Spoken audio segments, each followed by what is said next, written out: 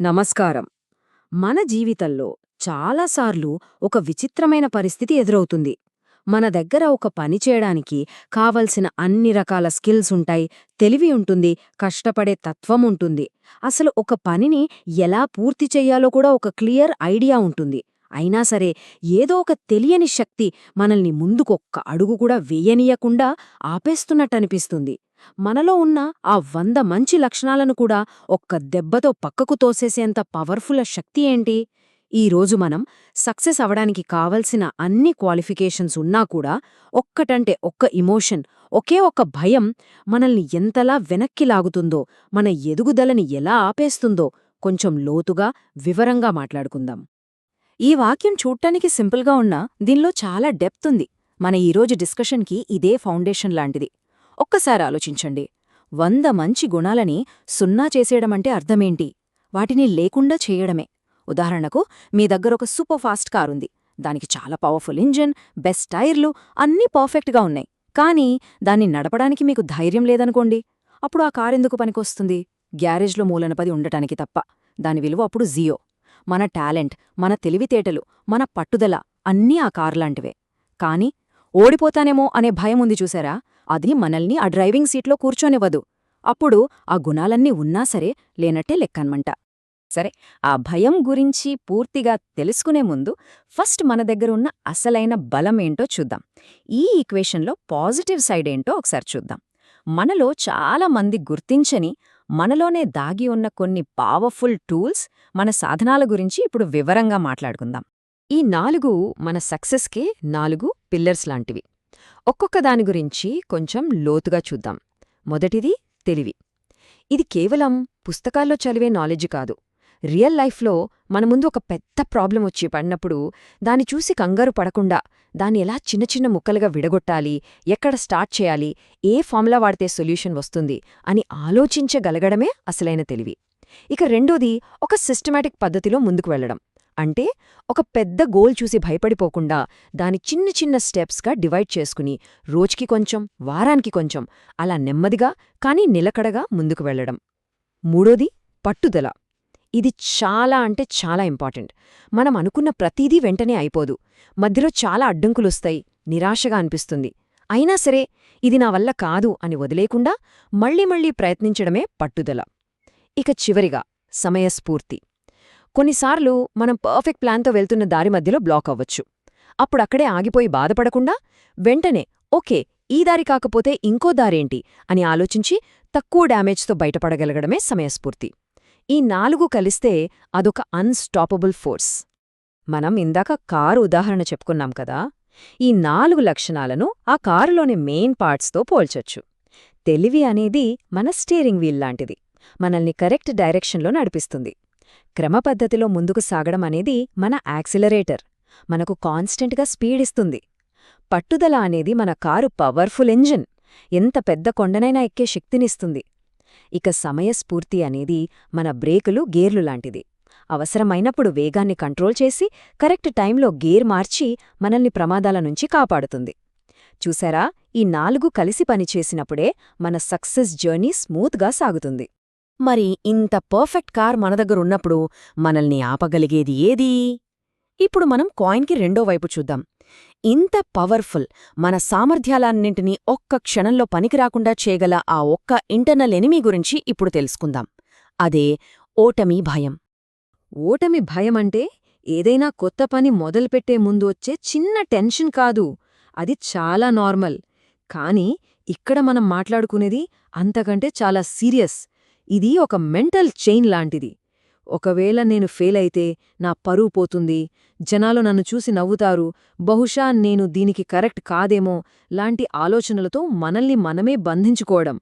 ఈ భయం అసలు మనల్ని ఏ పని స్టార్ట్ చేయనివ్వదు. ఒకవేళ స్టార్ట్ చేసినా మన 100% ఎఫర్ట్ పెట్టకుండా అడ్డుకుంటుంది. ఇది మన సెల్ఫ్ కాన్ఫిడెన్స్ని లోపలి నుంచే మెల్లమెల్లగా తినేసే ఒక పురుగులాంటిదన్నమాట. ఇది చాలా ఇంట్రెస్టింగ్ క్వశ్చన్ కదా. మన దగ్గర తెలివి ఉంది, పట్టుదల ఉంది, సమయస్ఫూర్తి ఉంది. ఇన్ని బలాలున్నప్పుడు జస్ట్ ఒక ఫీలింగ్, ఒక భయం వాటన్నిటినీ ఎలా ఓడించగలదు? అసలు మన బ్రెయిన్లో, మన ఆలోచనల్లో ఏం జరుగుతోంది? ఈ భయం మనల్ని ఎలా కంట్రోల్ చేస్తోందో అర్థం చేసుకోవడానికి ట్రై చేద్దాం. ఈ ఇంటర్నల్ కాన్ఫ్లిక్ట్ వెనుకున్న సైకాలజీ ఏంటో ఇప్పుడు చూద్దాం. ఈ స్లైడ్లో చూస్తున్నది మనలో ప్రతిరోజూ జరిగే ఒక ఇంటర్నల్ వార్ అన్నమాట. ఒకవైపు మన స్కిల్స్, మన టాలెంట్ అంతా కలిసి ప్రయత్నించు, పోరాడు, నువ్వు చెయ్యగలవు అని మనల్ని పుష్ చేస్తుంటాయి. కాని ఇంకోవైపు ఓటమి భయం అనే మరో వాయిస్, ఆగు, ఒకవేళ నువ్వనుకున్నది జరగకపోతే అనవసరంగా రిస్క్ ఎందుకు, ఉన్నచోటనే సేఫ్గా ఉండు అని మనల్ని గట్టిగా వెనక్కి లాగుతుంది. ఇది అచ్చం టగ్ ఆఫ్ వార్ గేమ్ లాంటిది. ఈ రెండు శక్తులు మనల్ని రెండు వైపులా లాగుతూ ఉంటాయి. కాని చాలా సందర్భాల్లో ఆ భయం వాయిసే గెలుస్తుంది. ఎందుకంటే మనిషికి తెలియని రిస్క్లోకి అడుగుపెట్టడం కన్నా తెలిసిన సేఫ్ జోన్లో ఉండిపోవడం చాలా ఈజీగా అనిపిస్తుంది. ఈ భయం యొక్క పవర్, దాని ఎఫెక్ట్ ఇంకా బాగా అర్థం కావాలంటే అది మన రియల్ లైఫ్లో ఎలా కనిపిస్తుందో కొన్ని ఉదాహరణల ద్వారా చూద్దాం. బహుశా ఇవి మనలో చాలామందికి ఎప్పుడూ ఒకప్పుడు అనుభవంలోకి వచ్చే ఉంటాయి. ఒక స్టూడెంట్ ఉన్నాడు అనుకుందాం. సంవత్సరం మొత్తం రాత్రి పగులు కష్టపడి చదువుతాడు. ప్రతి సబ్జెక్ట్ మీద కంప్లీట్ గ్రిప్ ఉంటుంది. కానీ ఎగ్జామ్ హాల్లోకి అడుగుపెట్టగానే, క్వశ్చన్ పేపర్ చూడగానే హార్ట్బీట్ పెరిగిపోతుంది, చేతులు చల్లబడిపోతాయి. ఒకవేళ నేను సరిగ్గా రాయకపోతే, ఫెయిలైతే అమ్మానాన్నలేమనుకుంటారు, ఫ్రెండ్స్ నవ్వుతారేమో, ఈ భయం మెదడును మొత్తం కంట్రోల్లోకి తీసుకుంటుంది. దాని ఫలితంగా అప్పటిదాకా స్పష్టంగా గుర్తున్న ఆన్సర్స్ కూడా మాయమైపోతాయి. మైండ్ మొత్తం బ్లాంక్ అయిపోతుంది. చూడండి, ఇక్కడ ఆ స్టూడెంట్ తెలివిని, నాలెడ్జ్ని ఓడించింది ఆ ఒక్క భయమే. ఇక ఆఫీస్ కల్చర్లో చూద్దాం. ఒక ఎంప్లాయీకి తన ప్రాజెక్ట్ గురించి ప్రతి చిన్న డీటెయిల్ తెలుసు. తన దగ్గర బ్రిలియంట్ ఐడియాస్ ఉంటాయి. కానీ ఆ ప్రాజెక్ట్ను క్లయింట్స్ ముందు ప్రెజెంట్ చెయ్యాలి అంటే మాత్రం వెనక్కి తగ్గుతాడు. అంతమంది నన్నే చూస్తుంటే, మధ్యలో ఏదైనా తప్పు మాట్లాడితే, ఎవరైనా క్రాస్ క్వశ్చన్ వేస్తే సమాధానం చెప్పలేకపోతే నా పరువు పోతుంది అని భయపడతాడు. ఆ భయంతో ఆ అవకాశాన్ని వేరే వాళ్లకిచ్చేస్తాడు. దాని ఫలితంగా అతనికి రావాల్సిన ప్రమోషన్, రికగ్నిషన్ అన్నీ వేరొకరికి వెళ్ళిపోతాయి. ఇక్కడ అతని స్కిల్ ఓడిపోయింది, అతని నాలెడ్జ్ ఓడిపోయింది, అతనిలోని భయం గెలిచింది. ఇది క్రియేటివ్ ఫీల్డ్స్లో ఇంకా ఎక్కువగా కనిపిస్తుంది. ఒక ఆర్టిస్ట్ ఒక అద్భుతమైన పెయింటింగ్ని మనసులో ఊహించుకుంటాడు. దాన్ని గీయడం కూడా మొదలు పెడతాడు. కానీ గీస్తున్న కొద్దీ నేననుకున్నంత పర్ఫెక్ట్గా ఇది రావడం లేదు, ఇది పర్ఫెక్ట్గా ఉండదేమో అనే ఒక భయం మొదలవుతుంది. ఆ భయంతో ఆ పెయింటింగ్ ఈ మధ్యలోనే ఆపేసి మూలన పడేస్తాడు. ఇలా పదుల సంఖ్యలో పూర్తికాని పెయింటింగ్స్ ఉంటాయి. కాని ప్రపంచానికి చూపించడానికి ఒక్కటి కూడా అతను పూర్తి చేయడు. అతని టాలెంట్, అతని ఇమాజినేషన్ అన్నీ ఆ పూర్తికాని చిత్రాలతో పాటే సమాధి అయిపోతాయి. కారణం పర్ఫెక్ట్గా ఉండదేమో అనే భయం. ఈ ఉదాహరణలన్నీ చూశాక మనకొకటి క్లియర్గా అర్థమవుతుంది. అసలు సమస్య భయం ఉండటం కాదు, ఆ భయానికి మనం సరెండర్ అయిపోవడం. కాబట్టి ఇక్కడ మన లక్ష్యం భయాన్ని మన లైఫ్లోంచి కంప్లీట్గా తీసేయడం కాదు. ఎందుకంటే అది ఇంపాసిబుల్. మన లక్ష్యం ఆ భయంతో మనకున్న రిలేషన్షిప్ని మార్చుకోవడం. దాన్ని మన బాస్గా చూడకుండా జస్ట్ ఒక ఇండికేటర్గా చూడటం. ఈ యొక్క ఆలోచనతో ఈ డిస్కషన్ని ముగిద్దాం. మనందరం గుర్తుంచుకోవాల్సిన విషయం ఇదే: ధైర్యమంటే భయం లేకపోవడం కాదు. భయమనేది మనల్ని హెచ్చరించడానికి వచ్చే ఒక నార్మల్ ఎమోషన్.